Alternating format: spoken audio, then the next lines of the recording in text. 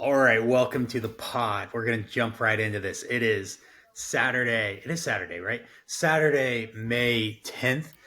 Crazy things happening across the baseball world, right?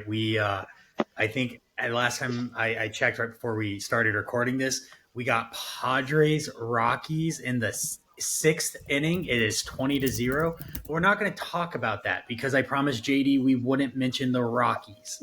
So that's all we're going to say about that one. The Reds go up big in the first inning, and then Brady Singer gives it all back. He is ruining my week against Jack.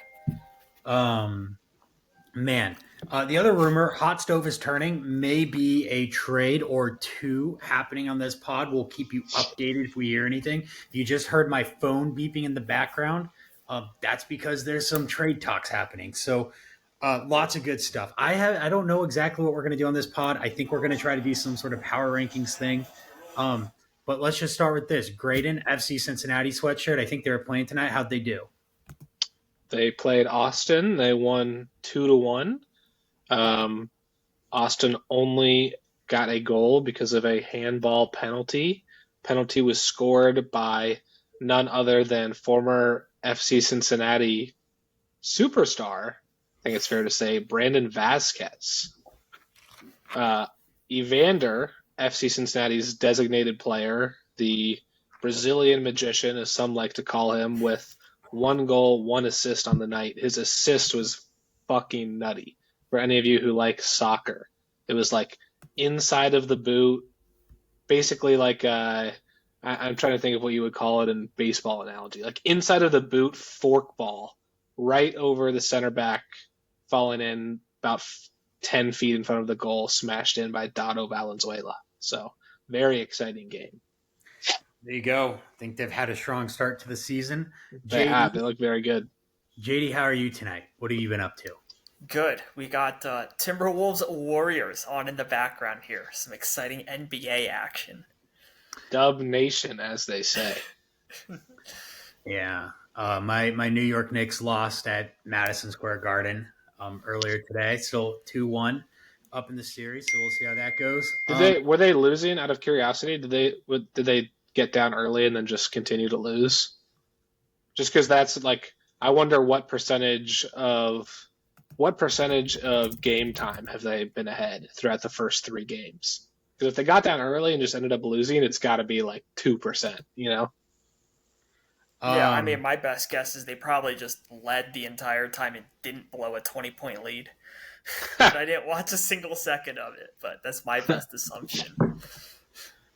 Yeah, all I did, I've just been following the series via Stephen A. Smith's reactions on the ESPN app. And there was a highlight video today. It wasn't really a highlight, but it was Spike Lee basically in tears when the Celtics hit another big three in the fourth. So lots happening in the sports world, but we are in the full swing of the baseball season. Lots of interesting games this week. Unless things have really swung in another direction, I think we have some pretty interesting results. We got Perry up on Ryan. Of course, Ryan going up against the former team that he basically nuked to all hell. So good for Perry there. He's going to have more overall wins on the season than I'm going to have at the end of this week. Jack and I have flip flopped. I think I started up with like 8 or 7 category wins. I'm now losing 4-6, but I was down to 1 at one point. Crazy matchup. Adam Vinny, 6-4. I've seen Vinny up 6-4 within the last 24 hours, so that one could go either way. The Padres series with Tatis on Adams' team, and then Merrill on Vinny's team and Machado. That's just, it is an offensive war there. I'm looking at the scoreboard right now. I haven't actually like looked at any of this, but I got to imagine Vinny would be 9-1ing a large majority of the teams in the league this week. Yeah, very unfortunate for him that he's playing Adam because he's having an insane week for a team that's supposedly tanking.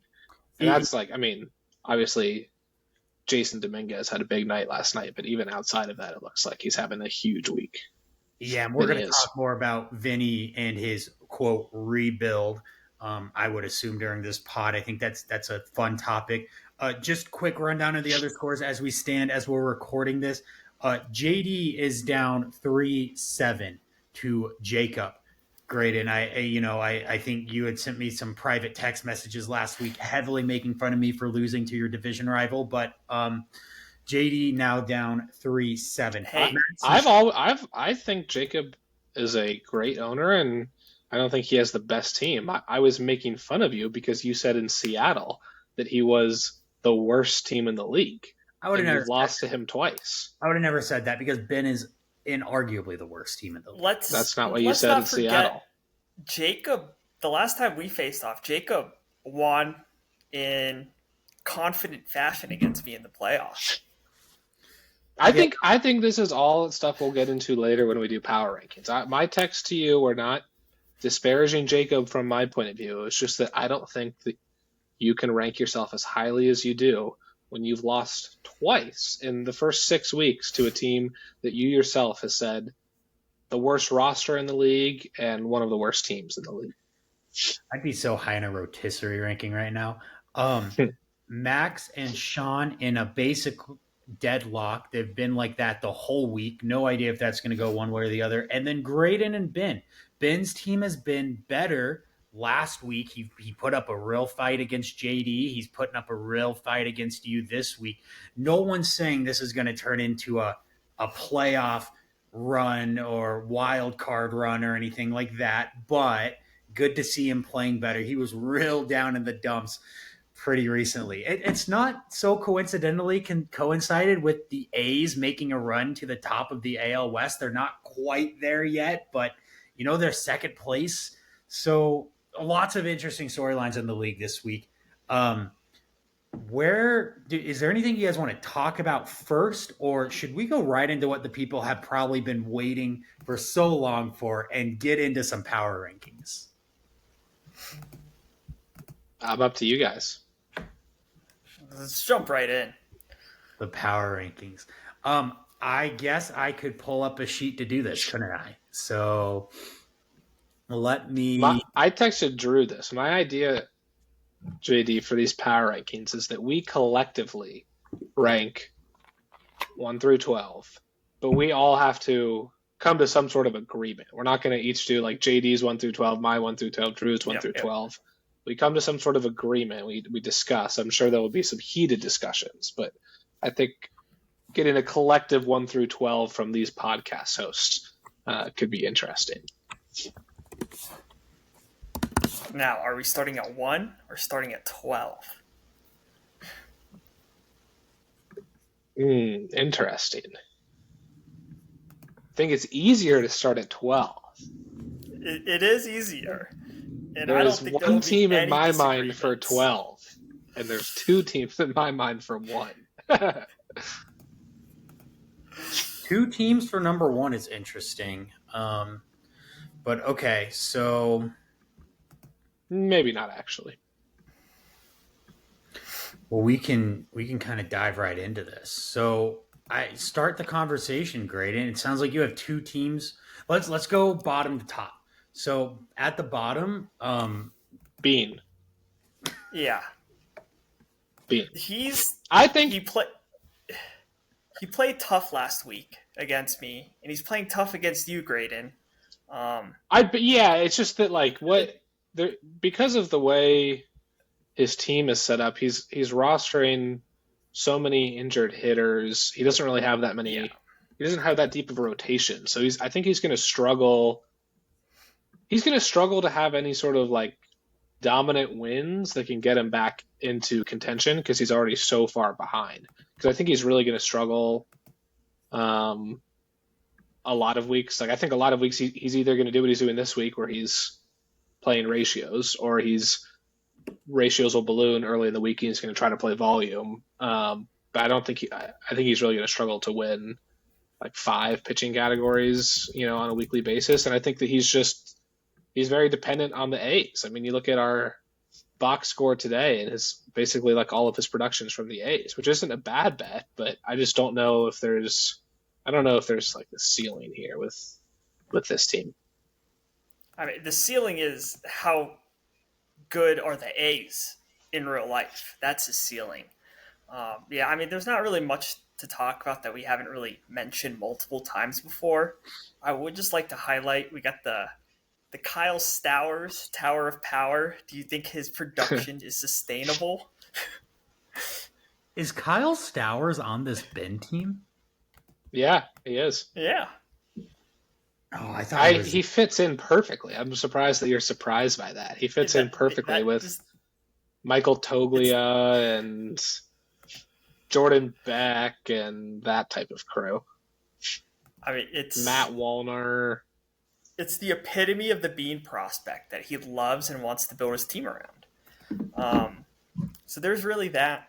I would like to highlight, I believe he's the only team in FTN right now going with a 7 reliever approach. Yes. I didn't realize that. I was texting him earlier this week, and because it was like, what was it, Thursday or Friday or something, and he had like 15 innings pitched, and he was talking about benching one of his upcoming starters, and I was like, I think you're going to have to throw him to qualify because he has no more matchup acquisitions. And he pointed out that he has 7 relievers. You're right. He has scoured the waiver wire for those SP RP dual eligible guys. So it was a couple years ago. Well, Ben's story in this league started with a bunch of trades early. He made the playoffs in 2020 by beating JD in the final week of the shortened season to make it. And then he's like, I'm going to rebuild. And it wasn't as epic of a teardown at the time as Ryan's was, but he still started to go for a rebuilding effort. My point is, he had a bunch of older veteran starters. Think of like people like Yu Darvish or Chris Sale. I think Ben had him at one point, and he basically just sold all these older pitchers. And then he tried to build around younger pitching. And he tried to do a volume strategy, but it was never as good as division rival JD's volume strategy. Now last year he really committed. He's like, all right, I'm done trying to do anything except volume. He tried to do as much of a JD volume style pitching as possible last year, and it failed epically. Entering this year, he's now like, well, okay, let me change approach again, and he's trying to go super reliever heavy. When Strider comes back, when Woodruff comes back, and when Noah Schultz gets called up, and if he finds a couple of other guys, I don't want to see Bean do anything stupid. I don't want to see him do a 7 reliever strategy, and I don't want to see him try to do the JD volume over everything strategy. I want to see Ben commit to a actual legitimate pitching strategy, because I think that's going to be what's best for his team. I don't know how you guys feel about that, but it is starting to piss me off how poorly he's managing his pitching year to year.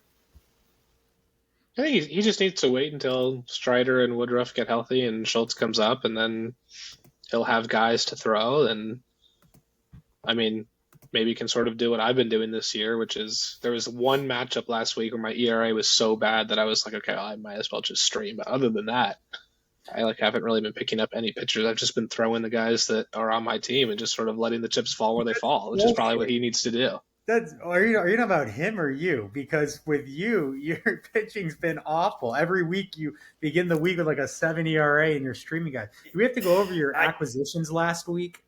Yeah, but I guess that's what I said. I had last week where my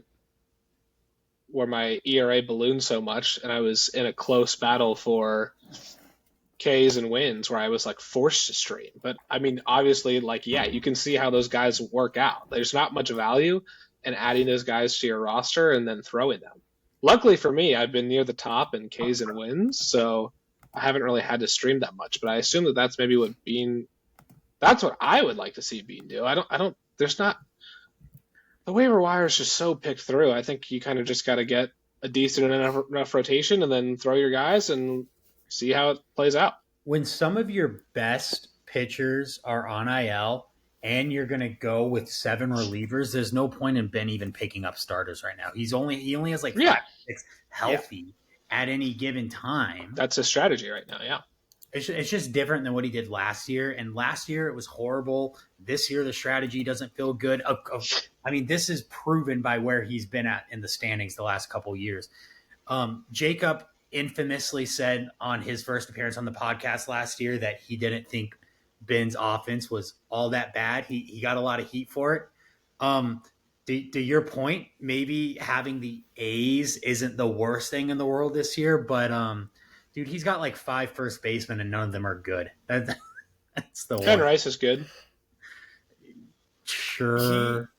He also has a second base problem. Obviously, Gelof's injured, and Gelof will slide right in. He has Luis Urias for now, but it's like, I don't know. He's struggling kind of in that middle infield. So the only And thing it's I'd not like say his is farm that system to be fair, I think that probably guys. 75% of FTN has a second base problem. Yeah. I feel like that's just kind of the state. That's just the state of Well- I mean, I'm currently starting Kyron Paris, and my other option is Jonathan India. So I can't really shit on Ben for playing Urias. Well, not Jonathan, Andres Jimenez just hit waivers tonight. He is on He IL. Should be a short IL. He of the famed Cutter Crawford trade. Somebody can go grab him. Okay, we've talked plenty about Ben on this podcast. We don't even need to bring him up again. So, number 11 team, and I immediately think the debate's going to start here. Anyone want to give their 11 for right now?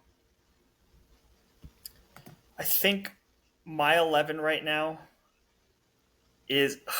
I don't want to put him here. No, I don't want to put him here. I was about to say Perry. I don't feel strongly, but my pick would be Jacob. He just beat me last week, and he's currently beating JD. Yeah. I mean, my initial thought was Perry. I actually might lean Ryan here.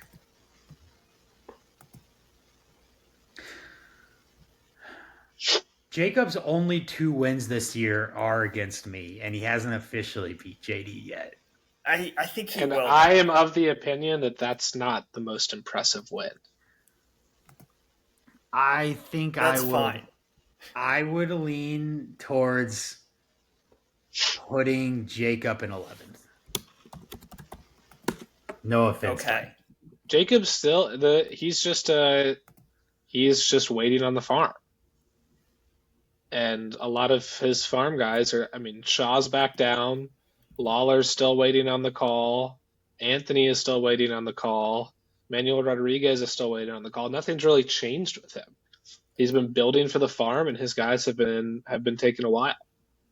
Yeah, I mean, the problem is who's coming up soon, though? Anthony and Lawler? Anthony and Lawler, yeah. Shaw could be back up if there's an injury, I guess, maybe.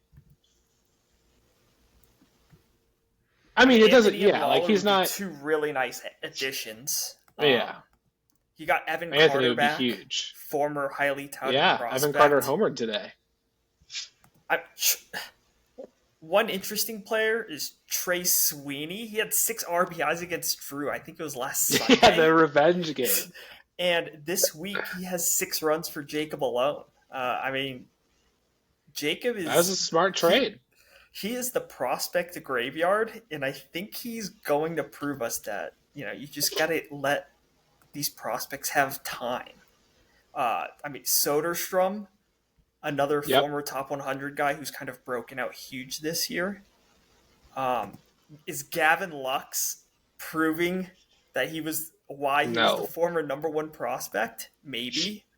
He's in Great American, and he still has no power. How about his buy low on former top 100 prospect Hunter Brown last year? Hunter Brown has been elite. Insane. SP1 Hunter Brown. So good. And so good. You know who else has been good recently? Reese Olson. That was a trade I believe he made with Ryan in Seattle. He was really Reese bad, Olson and then has been really nice too. Yeah, Ryan was basically giving him away for free. I think Jacob has top tier prospect identification in this league. So I think it's just a matter of time for him. I still think he's a legitimate playoff contender in our conference. He's arguably the smartest owner playing in the weakest division. So I think he's very live to make a playoff run. I know we're 25% of the season, 25% done with the season so far. I think where he's at 11 here is appropriate, but he's one that it would not shock any of us for him to keep rising over the next No, several weeks. it would shock me if it was this season. The pitching is just too bad. Um, I Hunter Brown is great, but Rodon is okay. I don't really buy the rest. I know what you guys say about Reese Olson. I'm not fully bought in. A 1.22 whip's not great. The bullpen's been pretty freaking bad. I keep thinking, wow, I need bullpen help more than anyone in the league. And I keep thinking, okay, I need to go to a bad team. So I look at Jacob's roster to see if maybe he wants to offload a relief pitcher for an asset. And I don't want to buy anyone that he has because it's really bad. So I'm not ready to anoint Jacob as some breakthrough candidate for the rest of this season. But I agree though with what you guys are saying. He's building for the future, but we all have him at number 11 here for a reason. Yeah, I guess I didn't realize he had both Uceda and Slayton. Like both of those guys were like two guys that could have broken out, and they just never did this year so far. So, well, bullpens are fickle; it could happen at any time. Yeah, so. Bullpen's so tough in this league. It's just I don't. Go ahead. It's I feel like that's something I've been struggling with. My team is really bad when it comes to save holds, and maybe I need to look at changing my approach. Really, I've just been trying to target guys who are in a role to get save holds rather than like targeting good pitchers, as evidenced by me rostering Ryan Presley. But it just feels like you just have to pick up the guys that you think might get save holds, and then it's like luck of the draw from there. I don't know. It's I'm finding it very difficult to master, so to speak. Are we in agreement then on Perry at 10? Yeah. He was my guy that I initially wanted to Drew says no. Drew says no. Drew, who do you think should be 10th? Jack. I'm not ready to go that far yet. Jack or Ryan?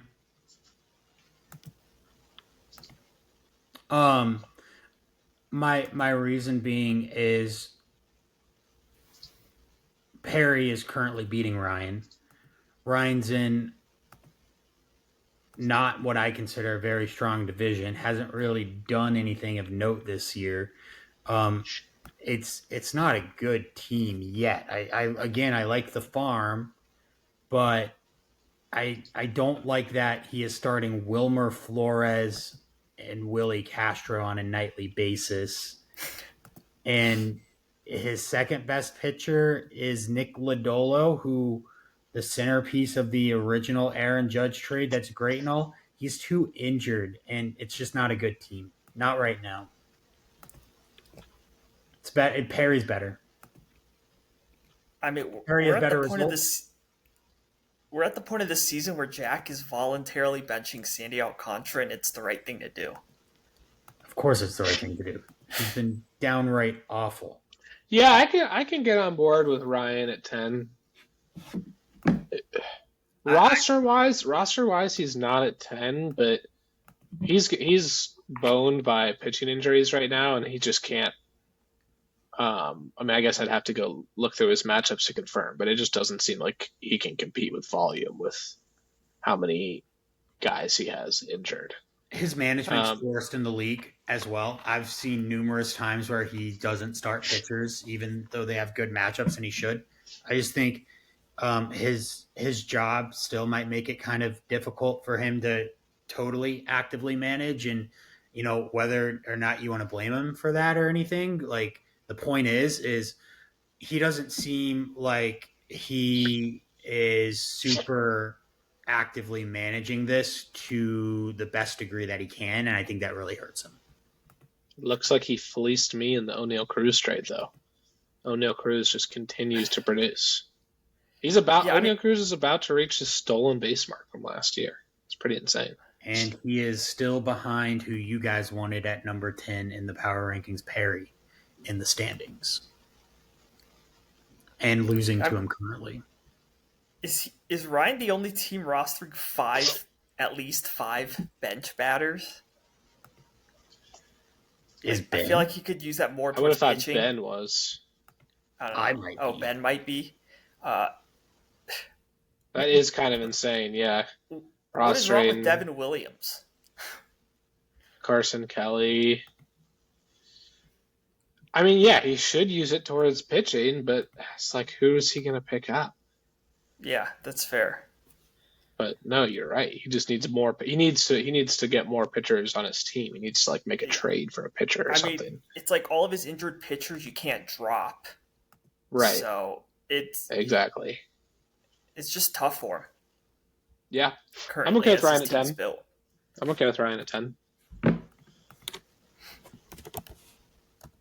Are we having a Perry Jack discussion now? Wow. Didn't think we'd be saying that on week 7. May 2025. And we just had to say that. We just had to say that sentence. Jack lost to Perry 3-7 2 weeks ago. Jack himself is on a 2-game losing streak the last 2 weeks. Perry is on a 2-game winning streak the last 2 weeks. And Perry has a better record. I could not possibly justify, and Perry's also winning this week. I could not possibly justify ranking Jack ahead in the standings. And I think Perry's team is pretty good, actually. Yeah, I mean, this is all with Aaron Judge, by the way. And we're putting Jack here at 9. Yeah. Without Aaron Judge, would Jack be number 11? There's an argument. Do you guys the Hunter Green? I guess rumors? The Hunter Green is a. It's only a grade 1 strain. That's Jack right. Has Jack? You guys, no one's going to be able to read this. Jack has 2 wins on the season, and they are against your 11th and 12th ranked teams. Do you believe in possible rumors that Jack is selling Aaron Judge? I mean, there's no doubt I'm sure he's trying to. I don't know who can afford him at the price Jack is going to want to sell him for. Would Jack even consider selling Aaron Judge? Sure, I totally think he would. But I think he would want to sell him for like 125% on the dollar.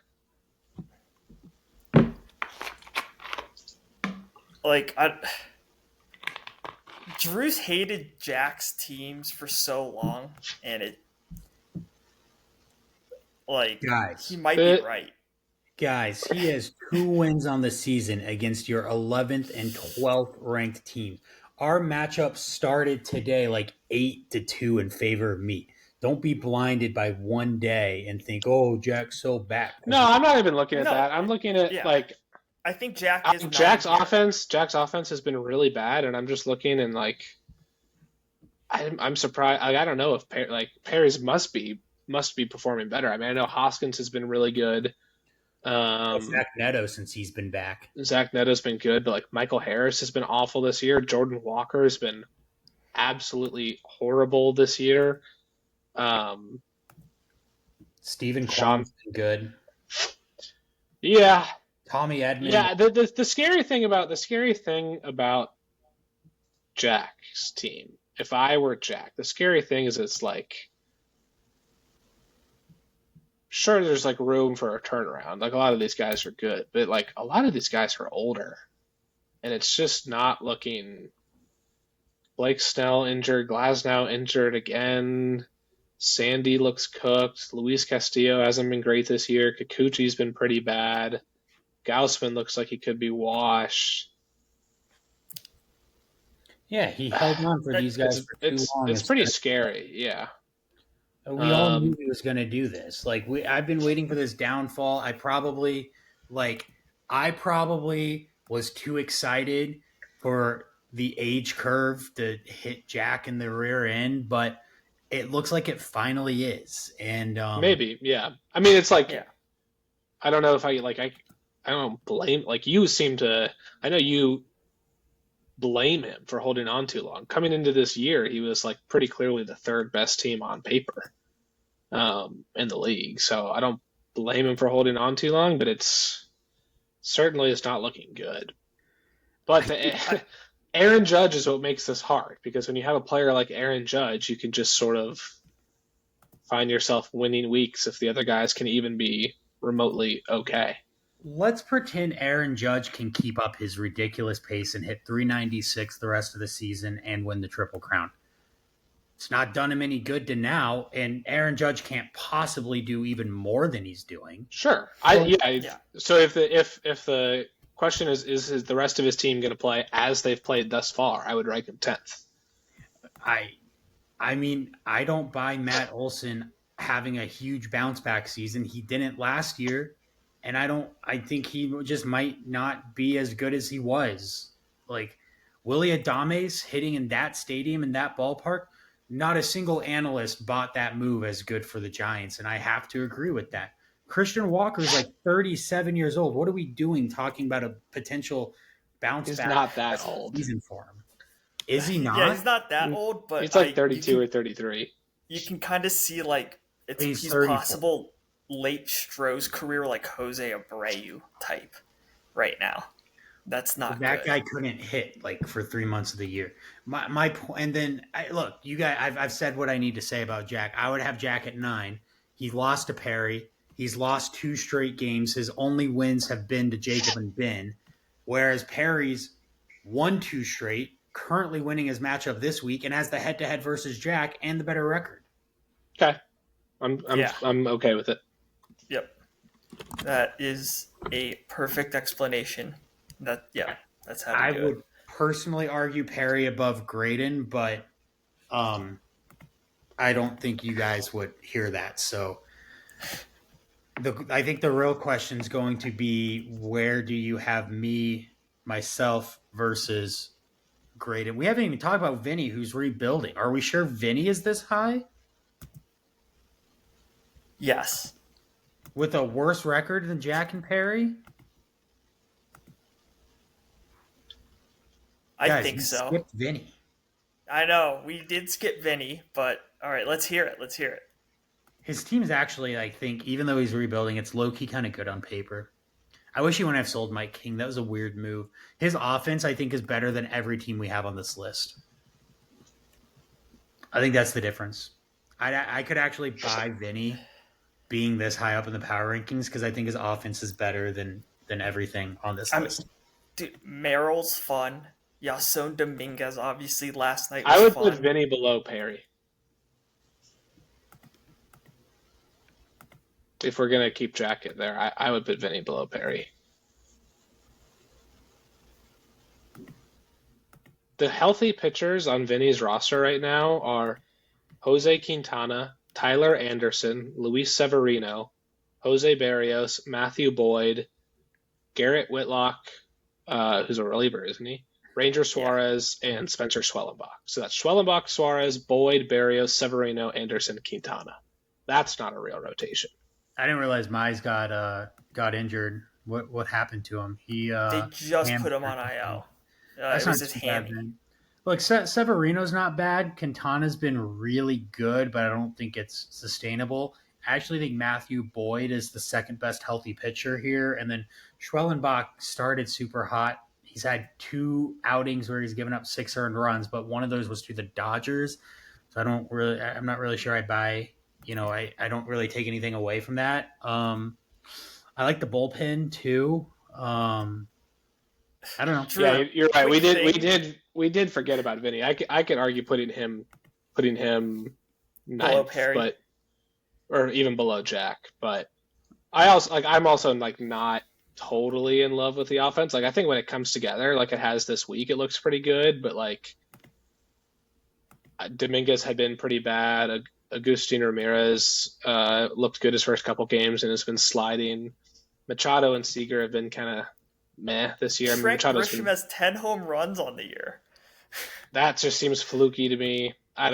What do you mean about Machado? Machado's hitting 326 with 20. Before I could finish, I was going to say it's been meh from the power department. Jackson Merrill's. I mean, okay, he's played 2 games at Yankee Stadium, 2 games at Coors, but like Jackson Merrill just came back. He hasn't had him all year. Agustin Ramirez, to your point, yeah, he started off hot his first series in MLB. Had to go against the Dodgers and didn't do great. Then home against the A's in Marlins Park, and then went on the road and hit a 3-run homer against the Dodgers, and actually had 7 hits in that series. So I don't know. I think he should definitely be below Perry, but if you guys think he should be above Jack, then I'm okay with that. I would. I personally think Perry's above Vinny, but that's what I said. Yeah, I know. Yeah. What do you think? Okay, Jake? so we're all in agreement. Let's move Perry up and Vinny slots in. Okay. One thing I'm gonna note here: Vinny is running a 6 reliever rotation. Ben is running a 7 reliever rotation. So, interesting strategy. It's not going to be that way for long because I have officially agreed to a deal with Vinny as we speak. Wow! Breaking news on the pod. It's not going to be live. Juan Soto for Spencer Schwellenbach. It is. It's not. It's not as fun as you might think. I am trading George Lombard Jr. for Camilo Doval, 12 BAM, and canceling a Cade Cavalli stipulation in which I would owe Vinny another 10 BAM. So effectively, it's going to end up being Camilo Doval and 22 BAM for George Lombard Jr. Okay. Taking a stab at fixing your reliever situation. Yep. I know. And it's going to cost me like an insanely high helium Yankees prospect who was ranked at the in that Baseball America article you sent around, or those rankings of whoever did. Mm-hmm. But I was telling JD before this pod, like if I don't take advantage of selling a helium Yankees prospect in this league to one of our Yankees fans, what am I even doing as a manager? So this feels like a really good sell high for me. I know Lombard might explode, but I'm desperate for rotation helping. And getting 22 BAM for a guy I paid 10 for last year feels great. So that's the news. You guys can chat about who you want at number 6 between what I assume is Graydon and myself. And I am going to post this in the group. I think it's pretty close. Yeah. I think it's pretty close. Are we sure it's only Drew and Graydon as the options?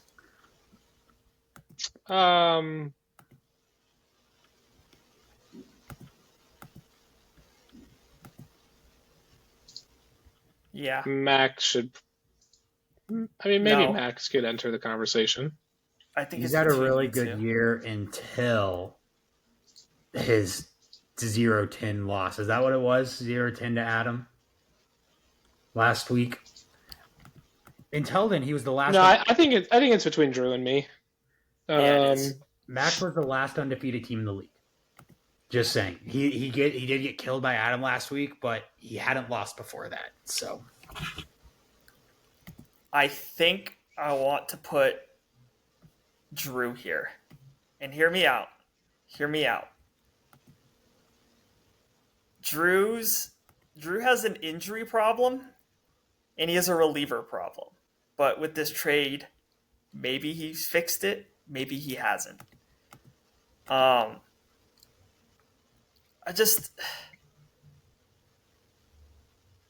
So Nick Kurtz has not been playing well, has he? Or has he?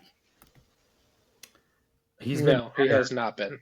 In April, he had like 11 strikeouts to 0 walks. Since the calendar's turned to May, Nick Kurtz is like 7 strikeouts to 5 walks. So his plate discipline with the calendar turning to May, he's getting more comfortable. He had a great double last night. I got all hyped about it. He's all you need to know is that when everybody on Drew's roster is playing, Nick Kurtz is on the bench. He was on the bench today because Carlos Rodon was on the mound for the Yankees. That's a lefty versus lefty matchup, and Kurtz was batting ninth. No, Kurtz has Look at not Bo been good. Bichette hitting a home run today. Kurtz is getting better, is the point. Did Bichette hit a home run? Yeah, Bichette hit a home run. That just happened. Let's go. Let's go, JD. Brady Singer got blown up, whatever. But you also have like Cy Young Bubich, which is awesome to see. I love that. Like your relievers just suck. I'm sorry. Kirby Yates is fine, and that's about it. Kirby Yates is cooked, man. I need Kopech back from injury so bad. I don't think my relievers are much better. Yeah, but you have Ben Kasparius at least. That's true. I think it's very close. I really don't have a. I prefer, as weird as it sounds, I prefer Graydon's batting, but I think I prefer Drew's pitching.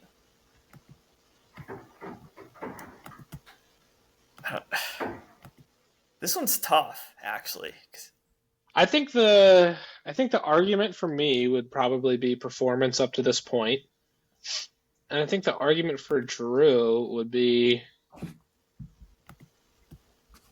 he has Soto and Gunnar, who have been pretty fucking bad thus far and probably aren't going to continue to be pretty fucking bad.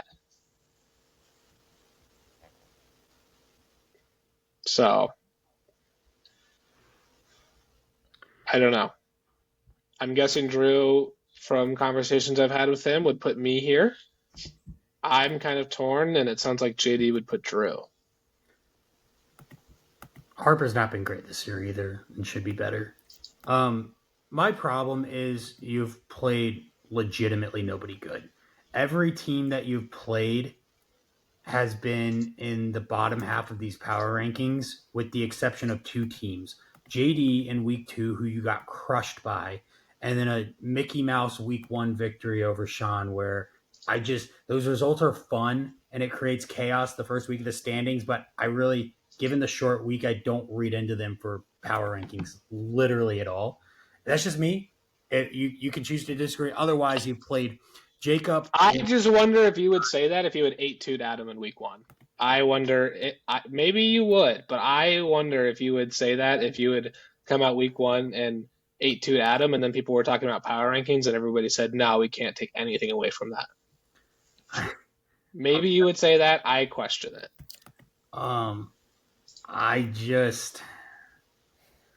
Man, dude, you're starting Kyron Paris. Yeah, well, that's not ideal. That is my weakest position, no doubt. Your starting pitching, my starting pitching started off high. It's been really bad recently. Your pitching is probably as bad as it's been. Actually, going forward, might look like the safer and better rotation. Yeah, I think so too. That's what I was surprised. Despite my blow up ERA last week, like I think my pitching is honestly I'm very happy with where it is going forward. Like Eovaldi, like Ray's been awesome. Eovaldi's been, what is he right now? SP5. Bassett's got cooled off a little bit, but Clay Holmes has been pretty good so far this year. Mackenzie Gore's been awesome. He has like the lowest Sierra in baseball. Sonny Gray's been good. Chris Sale's had 2 dominant starts. Lugo's turning it around.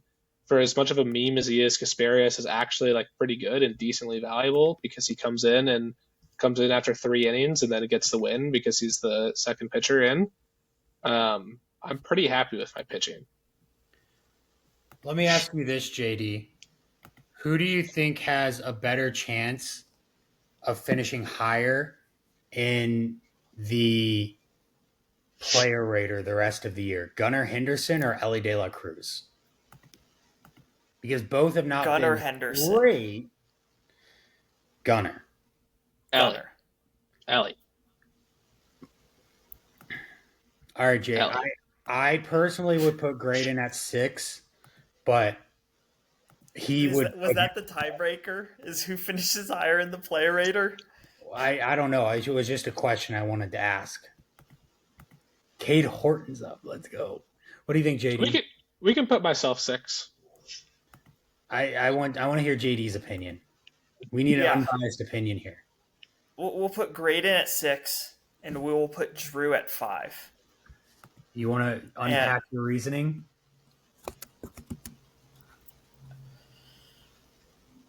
Your team's getting healthier slowly. Is Duvall like the permanent solution? I don't know, but I think he's better than what you have.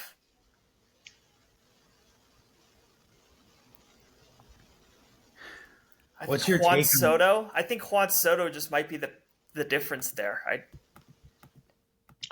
can see it. I mean, I think. Well, I was gonna say like Juan Soto and Gunnar versus Ellie and Langford. Rest of season, you probably rightfully should take Juan and Gunnar. Yeah.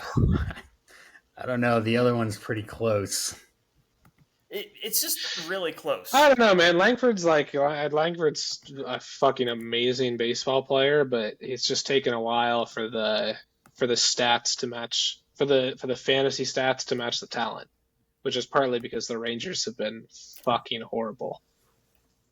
Absolute ice cold take by me saying that there's no way the Rangers offense could be as bad as they were last year, because they are worse. Here's another reason. I don't think Pete Crow Armstrong's performance is sustainable. That's a pretty good reason.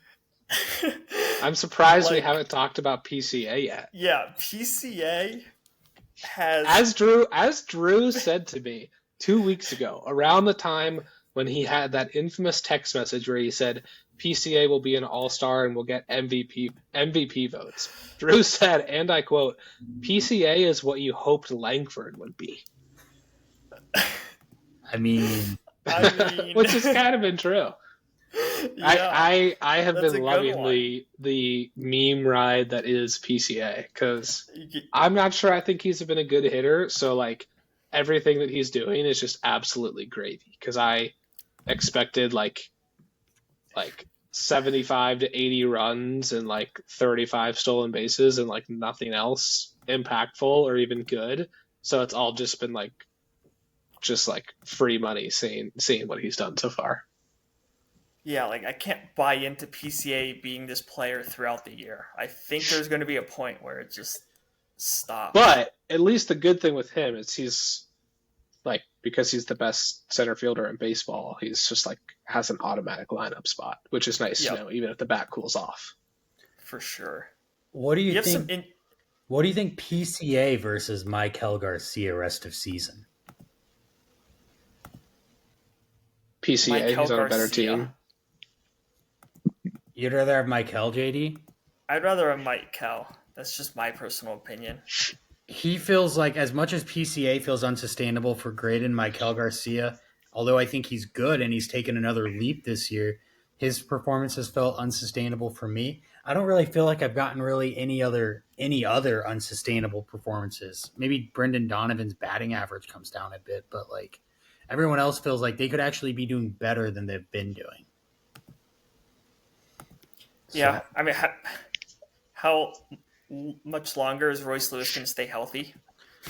Doesn't matter. He's probably not startable. He should be on Drew's bench regardless of whether he's healthy or not. He's hitless. He's batting 0.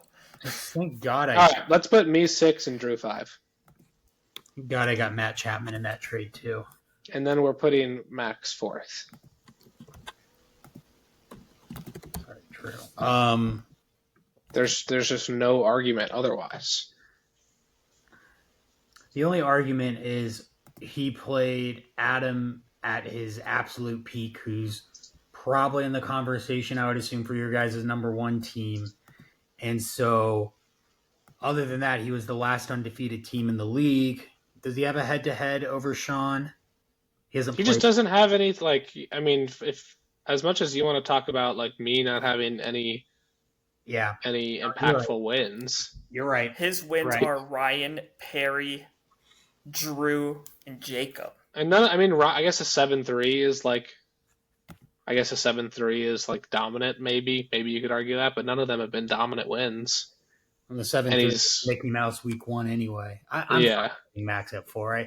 I feel like we've talked a lot about some teams, and we're not going to end up talking a lot about Max, but that's because Max just sits on this tier right above us, but right below the new big three, I guess. So, And I think it's probably. I mean, I think it's funny that he was lower, certainly lower than this on power rankings coming into the season. But everybody was saying how maybe he could vault above this because he has the infamous Roki Sasaki and Dylan Cruz. And he's now above this, but it is certainly not because of Dylan Cruz, even though he homered today, or Roki Sasaki. Roki Sasaki is a problem. Roki's been like arguably one of the worst pitchers in baseball. Yeah. He has 24 strikeouts and 22 walks. how many Dylan Cruz has 9 RBIs, and I do not watch Nationals games, but I'm pretty sure he's been hitting in the 9 hole. So I think it's pretty impressive that it's just, whether it's impressive or interesting or just something to note, it's interesting. I mean, obviously, when you have Pete Alonso, given what he's been doing, it's just surprising, I guess, that he's performed as well as he has. Marte's been injured. Dylan Cruz has sucked. Alec Boehm, notably homerless until like a week ago. Roki's been horrible. Dylan Cease has been really fucking bad. But he's buoyed by having Andrew Heaney, Tyler McGill, and Tyler Mahle. One of the best 1-2-3s you could have up to this point in the season. It's very funny. It's a question of whether, like, on the one hand, it's not sustainable because I don't think those three are very good players. But on the other hand, you would expect some of his better players to perform better. So it's hilarious that, like, Sasaki's been terrible, and then he's rostering Liberatore, who's been extremely nice this year. And then Heaney was like one of the more overperforming pitchers. You knew he was gonna regress at some point, and then he's rostering Mahle, who is having a hell of a year so far. Yeah. So he's got like the highs really of pitching and the lows of pitching at the same time. Is Alec Boehm the worst power hitter to ever appear in a home run derby? Like, he has to be, right? That's just hilarious that he was invited. Wichita State legend Alec Boehm. Yeah. Okay. I'll tell you what's interesting about Max real quick is when we saw people tank or tear down, or I should say when we saw when we've seen the league rebuild, it has been a true tank and tear down. We saw that with Ryan. We saw that with Ben. We saw that with me. What's interesting about Max is he had the worst farm system outside of the New York division 2.5 years ago. And it was, in his own words, he didn't know how sustainable the league was going to be, if this was really going to be a serious thing for all that long. So he just never really bothered with the farm stuff. He's completely changed his tune. He's all into it now. He never tanked to do it. And last season, he was a playoff contender until kind of the very end of the season. And this year, if he no longer feels like a team that needs to rebuild. He feels like he's successfully completed a rebuild and he's back to contending. It's just so interesting because it's going to be really the first time I feel like FTN's going to have seen a team rebuild this quickly and like not really lose contender status. So just very, very interesting that Max was able to do that. I will throw out one thing that you guys may be interested in. It's funny to think now how it could have changed the course of our seasons. But before the season, Max and I had like 90 to 95% agreed to a trade of I was giving up Pete Crow Armstrong, Kyle Harrison, and like 10 Bam, and he was giving up Jose Altuve. And we had like sort of like almost agreed to it, hadn't actually agreed to it. He was like, that sounds good to me. Let me sleep on it. And then I think after that, he got sick and was sick forever and was sort of like incommunicado. And by that point, I think maybe then by the time he sort of came back alive, that by this point Kyle Harrison had lost his big league starting job, and we kind of just never really like brought it up again. But it would be interesting to see how this team, like I wonder if this team would have a shot at number one in the power rankings if they had PCA, and certainly where how much further my team would be if I hadn't had him this far. That's just a little interesting nugget. Yeah. PCA has been that impactful. I don't know how Altuve's been. I think he's been like Altuve. Pages. Does he have outfield my favorite guy in eligibility? Max's team. He does have outfield eligibility. Yeah, He actually he's had a low OBP this year, 308. All right, who are we putting third? You want my opinion first? No, because I know what your opinion is. Yeah, I know what his opinion is too. Well, one team. Why don't you guess who this team is? This team is on a 5-game winning streak. Wins the last 5 weeks, 8, 8, 9, 7, and 7. Which team do you think that is? Sean, because right. I'm looking at it. That is Sean. His only loss, Mickey Mouse Week 1 loss to you, Graydon, which is still not a bad loss according to these rankings. That's in the top half. Locked in a battle with the number 4 team in our rankings currently. Also has posted wins against number 7, number 8, number 9. It hasn't played a bottom 3 team yet. So, very impressive resume for Mr. Sean Rummage. Yeah. So are you want to put JD third? Until Ronald Acuna's back, I think I do. I don't know when I'll get him back. It doesn't seem like... I mean, he's supposed to start ramping up with a game soon, but like...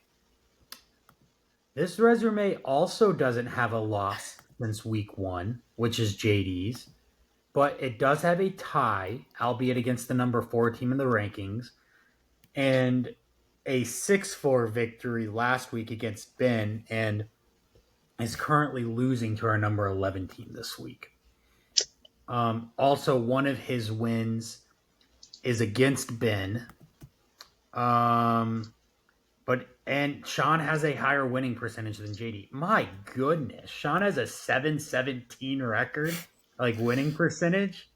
That's unbelievable. It's the highest in the league. That's like right? The highest I've ever seen outside of like week 1. I don't know, guys. Sean might be battling for number 1 more than he is number 3. I don't know. I will say I just looked at if we want to look at like roto stats at all, or sure. JD is ahead of Sean in 5. It's perfectly tied. It's JD's ahead in 5 of the 10 categories. Sean's ahead in 5 of the 10. Sean better record. He's arguably hotter than JD at the moment. Has played. Man, I don't know. I think JD's team is coming around. He's losing to Jacob and struggled with Ben. Yeah, and I struggled against. And Sean's losing to Max. It's 5-5 now. So I don't like. But I personally, okay, I don't put a ton of stock into like, I don't know perfectly like all of the matchups that are happening right now, and like whether like a 4-5-1 is a hard 4-5-1 or whether that can flip on its head. So I don't put a ton of stock into what's currently happening. I feel like, man, when you look at, I know we can't just like look on paper, but I guess when you like, if you're looking at Sean's team, let's just look at offense in terms of like this year. What stands out? Probably the players that stand out are Torque, Perdomo, and like I guess kind of like Randy Arozarena and kind of Devers and Freeman. When I look at JD's offense and I think of the players that stand out this year, it's Corbin Carroll, James Wood, Wilyer Abreu, Christian Campbell. I would just rather bet on that grouping of guys to be really good and keep doing what they're doing than I would bet on Sean's grouping. How could you not? Okay, you completely skipped over Trey Turner batting .318. You're right. I totally forgot that we're a batting average league. It's important. Okay. Yeah, you're right. I did forget about 2 home run, 14 RBI Trey Turner. Currently position ranked 6. Pretty good. Not as good as Geraldo Perdomo, who's been insane pickup. I would just rather bet on like Corbin Carroll and James Wood and not Geraldo Perdomo and Spencer Torkelson. I do like JD's acquisition of Mike King. That was very necessary. But here's the problem with John's Andrew. Pitching is so much better. Here's the problem. Why is it so much better? What does JD want to say? The problem with the acquisition of Michael King, Drew, let me know if you've heard this before. I have pitching problems still. My pitching is not great compared to Sean's. I mean, I feel like Yamamoto and Crochet are like kind of cancel each other out. Who's Sean's second best pitcher? Wheeler? Yeah, Wheeler. Well, Yamamoto's been better than Wheeler, so that's why I mentioned him before Wheeler. Who's JD's Pablo Lopez? Who's JD's second best pitcher? Kodai Senga. Mike King. So it's Mike King, who's SP10 on the season. Wheeler's SP11, and then Yamamoto and Crochet, who are like also like right there. I think Nick Pavetta's my SP2. It's basically a near wash. Yes, JD does have Nick Pavetta, but Sean has Pablo Lopez. Yeah.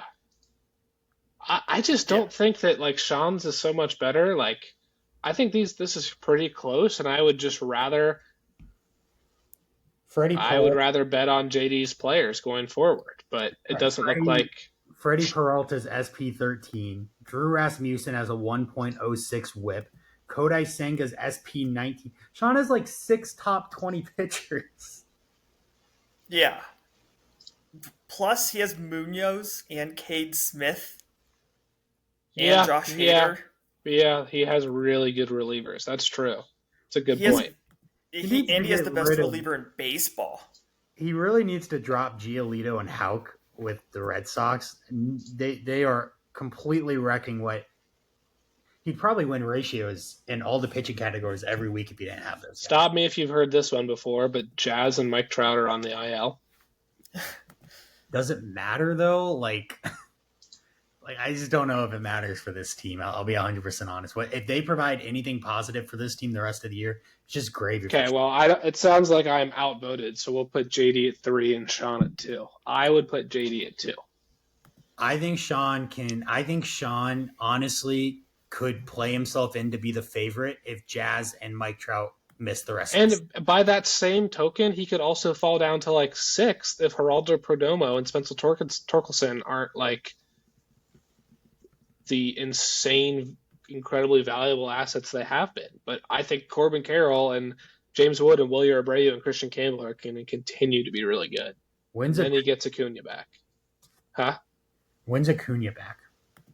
I don't know, like probably like late June or something like that.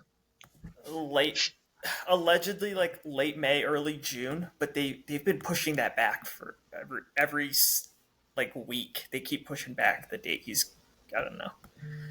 Late May, early June is the ETA. I don't know. Is Acuna really? Maybe he's like. It sounds like he's relevant to your analysis, Drew. I feel like he's probably just gonna like take a while to get back into form. He's probably not going to be running very much when he gets back. I'm not putting much stock into him. we don't get JD versus Sean until August. If we want to put, it sounds like I'm going to be outvoted. And Sean's relievers are really good. His pitching's been really good. I think JD's pitching is turning a corner. But also his wins have been dominant. So I'm okay putting him 2 and JD 3. I think if we're doing power rankings thus far, that's fine. I would probably still have JD 2. And then you say turning a corner, but like, is Bybee actually back? He's had a couple of really good starts in a row. He has. Is Ronel Blanco really this bad? Yes, he is. Is Gallen washed?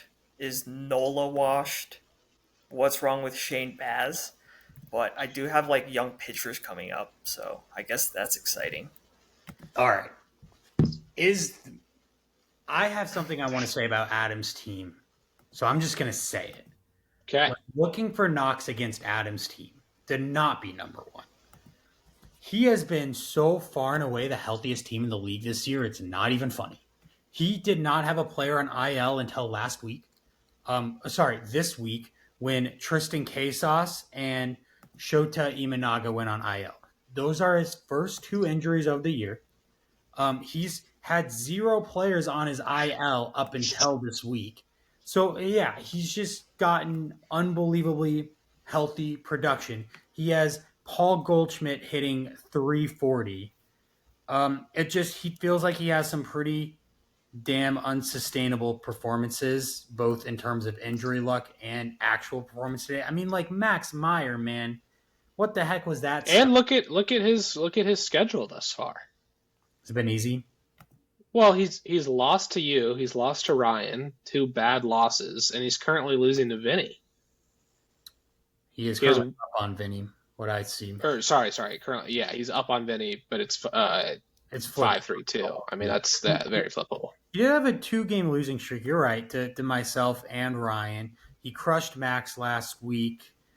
Perry put the best fight he's ever put up against Adam. Still a 6-3-1 victory for him. And he played our number 11 team, Jacob. This feels like it's interesting because Tatis and Tucker are having pretty huge years. Maybe it's because like Shohei has been getting like RBI unlucky, but this feels like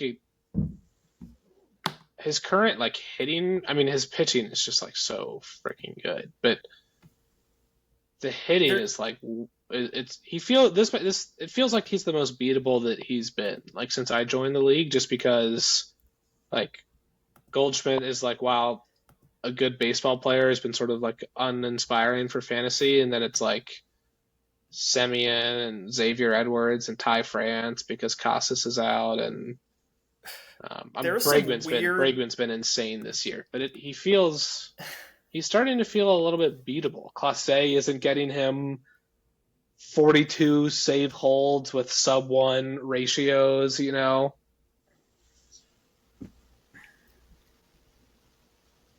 Like, is he locked and loaded at 1? No, I think there's an argument that Sean's closer to 1 than he is to 3. I think this is probably all one big tier. 1 through 3. Yeah. It wouldn't be intriguing. JD, it wouldn't be FTN without a big 3. Yeah. It's intriguing to me that like Xavier Edwards is like on this team, and then like Ty France is a streamer. What are we doing rostering Berger and Morel? I feel like he could just drop them at this point for better production. Why is Berger still on this roster? Actually, Berger? Well, I got to imagine the reason Berger's still on the roster is because if he's probably not down in AAA that long. If he comes back and gets hot, that's like corner infield is like his weakest position. Yeah, make a trade, dude. Like what? Wait, I didn't know Berger was still here. I figured he would have dropped it. This is pathetic.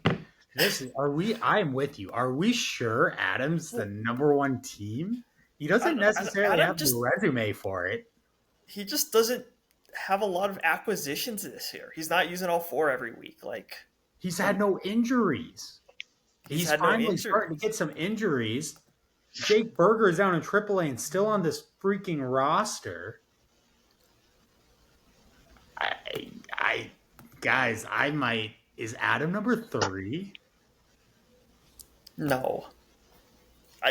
There's an argument that Sean's 1 and Adam's 2. Just based on There's also an argument that Sean is 3. There's an argument. He's Sean's best player as far as Geraldo Perdomo. Freddie Freeman. No, Geraldo Perdomo has been better. Geraldo. Like, that's been his best player. Sorry, Sean. Sorry, Sean. I don't want to keep harping on it, but I think there is an argument for all of these players or all of these owners at any spot within the top 3. And if we're gonna argue that Sean is 1 because of Yamamoto and Wheeler, it also just happens that Adam has Scooball and Reagans.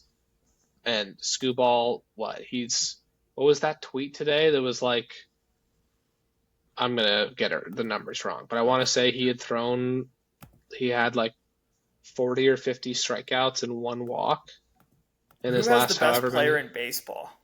He had 32 swings and misses in his last start. Was the incredible number I saw. Adam has the best player in baseball. He does. I think Adam has the best player in baseball, and I think he has the best pitcher in baseball. So Adam just has the worst resume of the big 3. And he's had the best in terms of injury luck, and his roster's a little weird. Like right now, we're a little confused by what he's doing. I'm not really confused by what Sean and JD are doing. They're managing what I would consider to be good ownership. Adam's doing some weird stuff.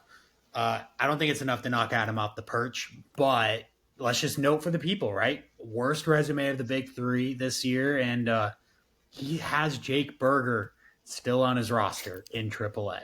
That needs to be highlighted. Shame. For shame, Adam. But he has the best player and pitcher in baseball.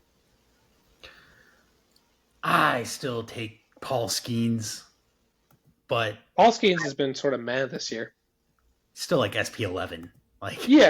It's just not he hasn't been. Sorry, he hasn't by meh. I just mean he hasn't been like best pitcher in baseball good this year. It's because he played the Cardinals. Did you guys know Paul Skeens is 0-4 in his career against St. Louis? It's your fun fact of the day. That's crazy. I'm good with these rankings. I'm also good with these rankings. Graydon is one week from beating a